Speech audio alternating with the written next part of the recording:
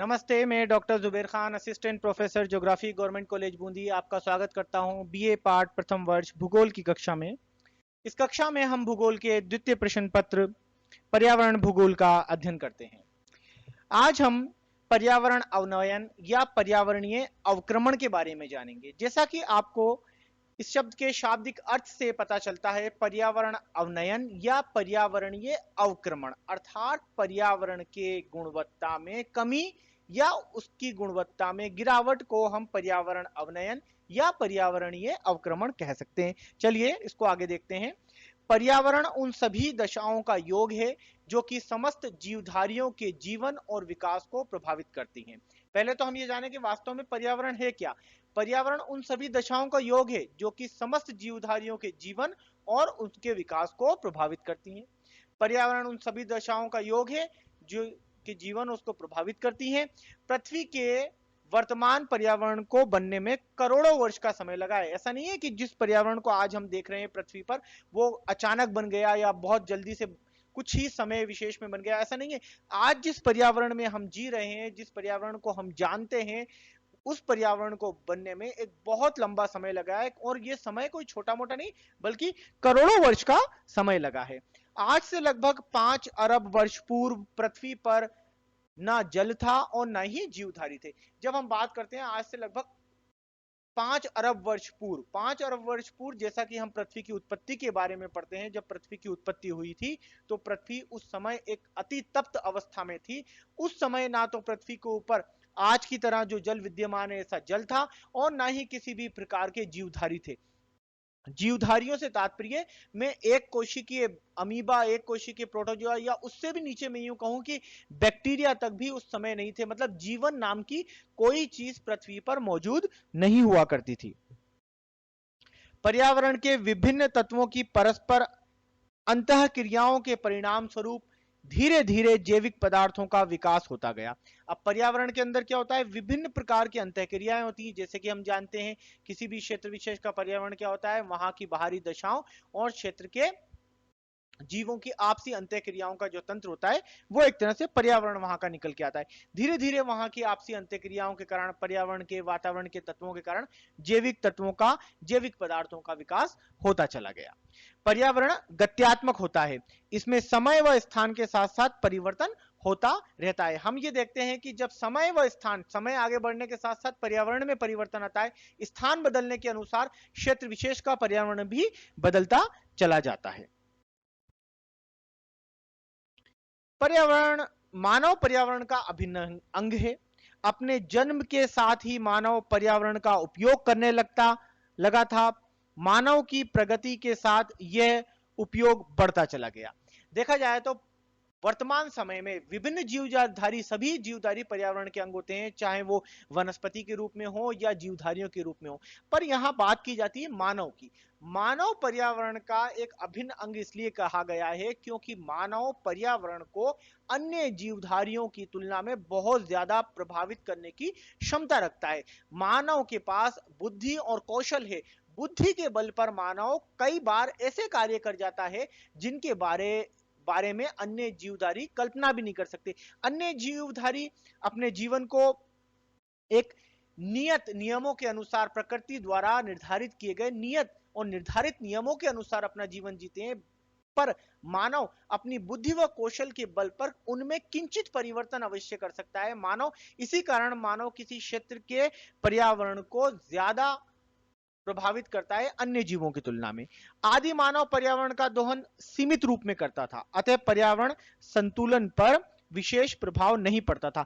यदि हम बात करें मानव के उद्विकास की, पुराने समय की यदि हम बात करें, तो जो आदि मानव हुआ करता था वो आज के मानव की तुलना में तकनीकी रूप से इतना ज्यादा सक्षम नहीं हुआ करता था। उसका अधिकांश जीवन, उसका पूरा जीवन, उसकी दिनचर्या पृथ्वी पर प्रकृति पर निर्भर हुआ करती थी। वो प्रकृति द्वारा प्रदत्त संसाधनों का पूर्ण रूप से सीधे ही उनका उपयोग किया करता था। पर आज मानव अपनी बुद्धि और कौशल के बल पर उसने तकनीकी का इतना विकास कर लिया कि मानव पर्यावरण के अंदर ज्यादा प्रभाव डालने लगा, उसके अंदर ज्यादा परिवर्तन करने लगा। मानव अपनी आवश्यकताओं की पूर्ति के लिए प्राकृतिक संसाधनों का बहुत ज्यादा दोहन करने लगा। मैं यूं कहूं कि दोहन नहीं अपितु शोषण करने लगा है। औद्योगिक और तकनीकी विकास के साथ पर्यावरण का दोहन बढ़ता गया, इससे पर्यावरण हार्स होने लगा। अब धीरे धीरे क्या हुआ, मानव ने अपनी आवश्यकताओं की पूर्ति के लिए अपनी बुद्धि और कौशल का प्रयोग किया, तकनीकी विकास किया, मशीनरी बनाई, कारखाने बनाए, अलग अलग प्रकार की चीजें बनाई और औद्योगिक विकास किया। इस औद्योगिक विकास, इस तकनीकी विकास का सीधा प्रभाव प्रकृति प्रदत्त संसाधनों पर पड़ा। तो मानव ने उन संसाधनों का तेजी से दोहन करना स्टार्ट कर दिया। दोहन करना एक ऐसा शब्द है जिसमें हम ज्यादा संसाधनों को नुकसान नहीं पहुंचाते, पर मैं यूं कहूं कि मानव ने अपनी लालच में, अपनी आवश्यकताओं की पूर्ति के लिए, अधिक लाभ कमाने के लिए प्रकृति प्रदत्त साधनों का दोहन ही नहीं अपितु उनका शोषण प्रारंभ कर दिया। तो इससे क्या हुआ, जो एक संतुलित पर्यावरण था, पर्यावरण के विभिन्न तत्वों के मध्य जो एक संतुलन बना हुआ था, वो संतुलन अब बिगड़ने लगा। किस वजह से बिगड़ने लगा, मानव की गतिविधियों द्वारा, मानव द्वारा किए गए कार्यों के द्वारा पर्यावरण का यह संतुलन बिगड़ने लगा। जबकि अन्य जीवधारी जैसे पहले अपना जीवन जी रहे थे प्रकृति प्रदत्त संसाधनों का उपयोग करते हुए, उस तरह वो जीते रहे, पर मानव धीरे धीरे अपनी दिनचर्या में परिवर्तन करता गया। उसके अंदर धीरे धीरे उद्विकास के क्रम में उसने तकनीकी मानव का रूप धारण कर लिया। अब वो प्रकृति का दोहन करने के बजाय धीरे धीरे अपनी आवश्यकताओं के लिए प्रकृति प्रदत्त संसाधनों का शोषण करने लग गया।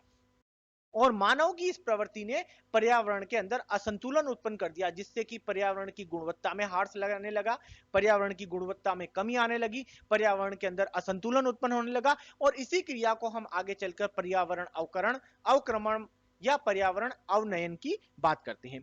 पर्यावरण हार्स का अर्थ व प्रक्रिया, पर्यावरण हार्स, पर्यावरण अवकर्षण, पर्यावरण अवनयन, पर्यावरण निम्नीकरण, पर्यावरणीय अवक्रमण आदि शब्दावलियों का प्रयोग किया जाने लगा। तो ये जो पर्यावरण में असंतुलन हुआ, उसके लिए पर्यावरण हार्स कहा जाए, पर्यावरण हार्स की प्रक्रिया कहा जाए, पर्यावरण अपकर्षण कहा जाए, पर्यावरण अवनयन कहा जाए, पर्यावरण निम्नीकरण कहा जाए, ये सारे शब्द पर्यावरण के अंदर जो असंतुलन उत्पन्न हुआ और उससे पर्यावरण की गुणवत्ता में जो गिरावट दर्ज की गई, इन सभी शब्दों का अर्थ वहीं पर जाकर निकलता है। निम्नीकरण, डिग्रेडेशन शब्द का प्रयोग भूगोल में प्रारंभ से ही हो रहा है। प्रारंभ में हम स्थलाकृतियों के संदर्भ में इस शब्द का प्रयोग किया करते थे, अर्थात निम्नीकरण, जैसा कि आप भौतिक भूगोल में पढ़ते हैं, जो भू स्थलाकृतियां ऊंची होती हैं, उनका धीरे धीरे विभिन्न अपर्दन और अपक्षय के कारकों द्वारा उनका धीरे धीरे कटाव होने लगता है, उनके अंदर निम्नीकरण की प्रक्रिया स्टार्ट हो जाती है, अर्थात उसके अंदर ह्रास होने लगता है। ठीक उसी प्रकार पर्यावरण की गुणवत्ता में जब कमी आती है, जब उसमें गुणवत्ता में ह्रास आता है, तो उसे हम पर्यावरण निम्नीकरण या पर्यावरण अवक्रमण कहते हैं, जिसे इंग्लिश में हमने डिग्रेडेशन शब्द का प्रयोग किया है। इससे अभिप्राय भौतिक प्रक्रमों, विशेषतः नदी द्वारा भूपृष्ठों का सामान्य रूप से नीचा होना है। यह शब्द यहां पर जो कहा गया है, खास तौर से हमने स्थलाकृतियों के लिए प्रयुक्त किया है कि किस प्रकार से स्थलाकृतियों के अंदर निम्नीकरण आता है।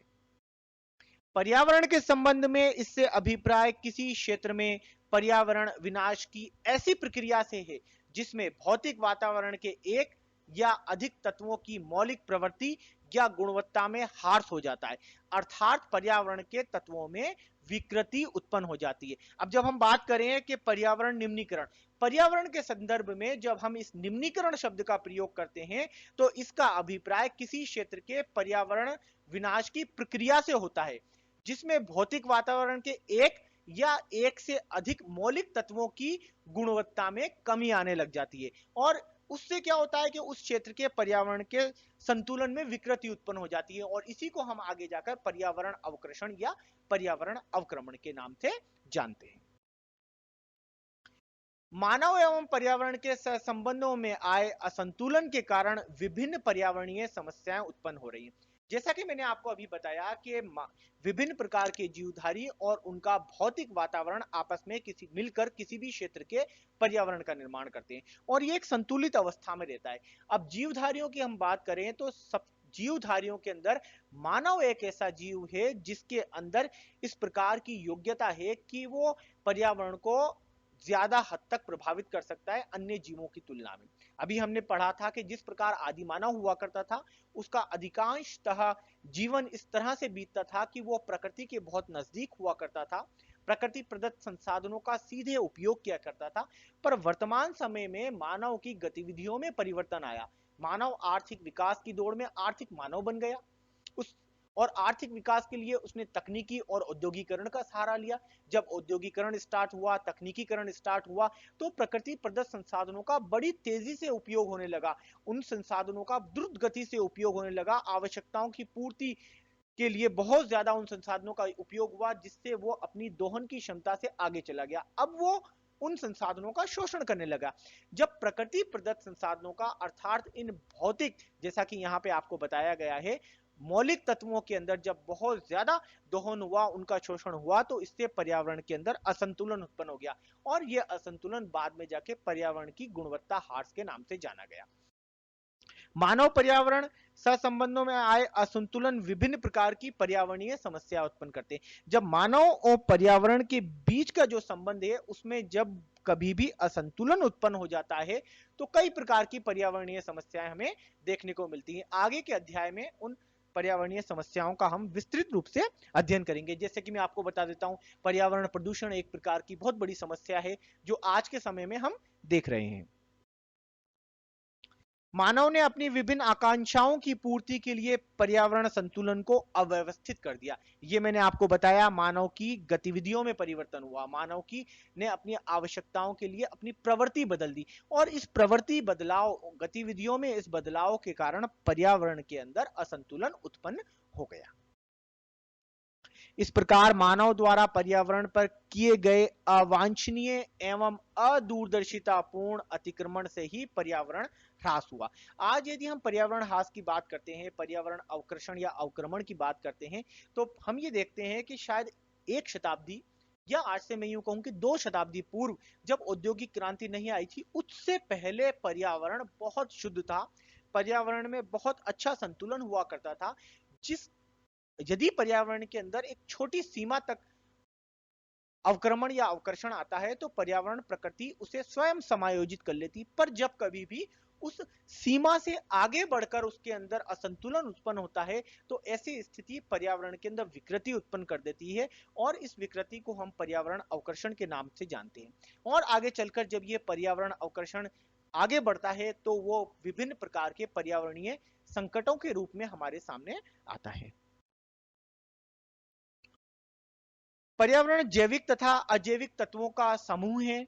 ये तत्व परस्पर अंतर संबंधित होते हैं। पर्यावरण इन तत्वों की एक निश्चित प्रक्रिया द्वारा संचालित होता है। जैसा कि हम जानते हैं कि किसी भी क्षेत्र का पर्यावरण उस क्षेत्र में निवास करने वाले जैविक समुदाय और उस क्षेत्र के अजैविक वातावरण, अजैविक तत्वों की आपसी संबंधों के कारण उत्पन्न होता है, और ये एक निश्चित प्रक्रिया द्वारा चलता है। इसमें एक संतुलन बना रहता है। पर्यावरण संतुलन के लिए इन सभी तत्वों का एक निश्चित अनुपात में होना आवश्यक है। हम ये जानते हैं, जब कभी भी हमें संतुलन बनाना होगा, जिस तरह हम बात करते हैं तराजू के 2 पल्ले हैं, यदि उनमें समान भार रखा जाए तो तराजू का संतुलन बना रहेगा। यदि एक तरफ भार कम हो जाए, एक ज्यादा हो जाए, तो पल्ला उस तरफ झुक जाएगा। ठीक ऐसा ही पर्यावरण के अंदर यदि एक तरफ से ज्यादा नुकसान होता है या एक तरफ ज्यादा भार पड़ता है, तो वो संतुलन बिगड़ जाता है, असंतुलन की स्थिति उत्पन्न हो जाती है। और पर्यावरण के इस असंतुलन की स्थिति को हम पर्यावरण ह्रास या पर्यावरण अवक्रमण या पर्यावरण अवकर्षण के नाम से जानते हैं। प्राकृतिक या मानवीय कारणों से किसी भी तत्व के अनुपात या गुणवत्ता में परिवर्तन आता है, या इस स्वचालित तंत्र में बाधा उत्पन्न होती है, तो पर्यावरण ह्रास होने लगता है। अब जैसा कि मैंने आपको बताया, किसी भी क्षेत्र का पर्यावरण तब संतुलित होता है जब उसके तत्वों, विभिन्न प्रकार के तत्व, चाहे वो जैविक तत्व हो चाहे वो अजैविक तत्व हो, समान अनुपात में बने रहते हैं, तो संतुलन की अवस्था रहती है। जब कभी भी, चाहे वो प्राकृतिक रूप से हो या मानवीय रूप से हो, इस अनुपात में परिवर्तन आता है, तो वहां असंतुलन उत्पन्न हो जाता है। अब यहाँ पे ये बात आती है प्राकृतिक रूप से, तो आप इस बात को ध्यान रखें कि प्राकृतिक रूप से जब कभी भी असंतुलन उत्पन्न होता है, तो उसके प्रभाव तात्कालिक होते हैं, या लघु समय के लिए होते हैं और पर्यावरण प्रकृति उसे स्वयं समायोजित कर लेती। पर जब कभी भी मानवीय गतिविधियों द्वारा पर्यावरण के अंदर गहरा प्रभाव पड़ता है, पर्यावरण को गहरी क्षति पहुंचाई जाती है, तो उस स्थिति में पर्यावरण उसकी भरपाई आसानी से नहीं कर पाता। और जब आसानी से भरपाई नहीं होती तो इस प्रकार की स्थिति को हम पर्यावरण अवकर्षण के नाम से जानते हैं। आगे चलकर यह पर्यावरण अवक्रमण या अवकर्षण की स्थिति पर्यावरण संकट में परिवर्तित हो जाती है। प्रकृति एक स्वनियामक व्यवस्था है, एक सीमा तक तो इस परिवर्तन की क्षतिपूर्ति कर लेती है। जैसे कि मैंने आपको बताया, यदि प्राकृतिक कारकों से इसमें किसी भी प्रकार की क्षति होती है तो प्रकृति एक स्वनियामक व्यवस्था है, अर्थात वो अपनी क्षति, अपनी हानि की स्वयं क्षतिपूर्ति कर लेती है, उसकी भरपाई कर लेती है, उसमें रिपेयरिंग कर लेती है।